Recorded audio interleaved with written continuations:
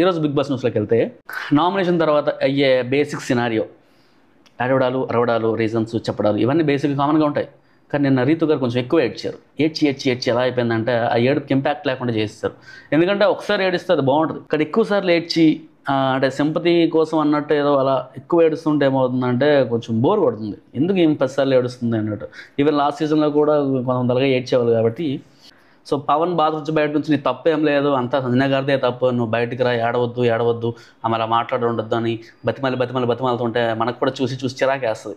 Even Sanjana గారు కూడా కొంచెం మాస్ ఎలివేషన్ పడినట్టు నేను ఇలానే ఉంటా అన్నట్టు ఆమె కొంచెం స్ట్రాంగ్గా నించొద్ది అంటే ఆమె చేసిన తప్పు కాదన్నట్టు. యాక్చువల్గా పవన్ సంజన గారు ఒక డిస్కషన్లో ఉంటుంది, పతివర్త శిరోమణి సంథింగ్ ఏదో ఆమె అన్నది. So that before already Ritu ఇలాంటి వర్డ్ వాడిందేమో అని అంటే మనకి ఎడిట్లో తీస్తారేమో అనిపించింది. కాబట్టి మేబీ నిన్న ఆమె అంత ఫైర్ అవడంలో కొంచెం రీజన్ ఉంటుందేమో అన్న థాట్ అయితే ఉండింది.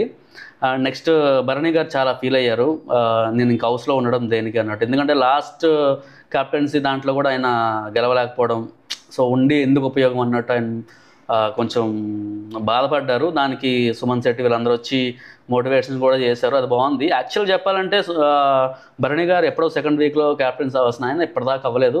సో దట్ ఆ పెయిన్ అయితే డెఫినెట్గా ఉంటుంది. బట్ అందుకనే టికెట్ టు ఫైనల్లో చూసుకోవచ్చు అన్నట్టు వీళ్ళు కొంచెం మోటివేట్ చేయాలి. సో చూడాలి అండ్ నెక్స్ట్ వీక్ ఎట్లా చేస్తాడు ఏంటి కదా అన్నది. Please subscribe to ram.com.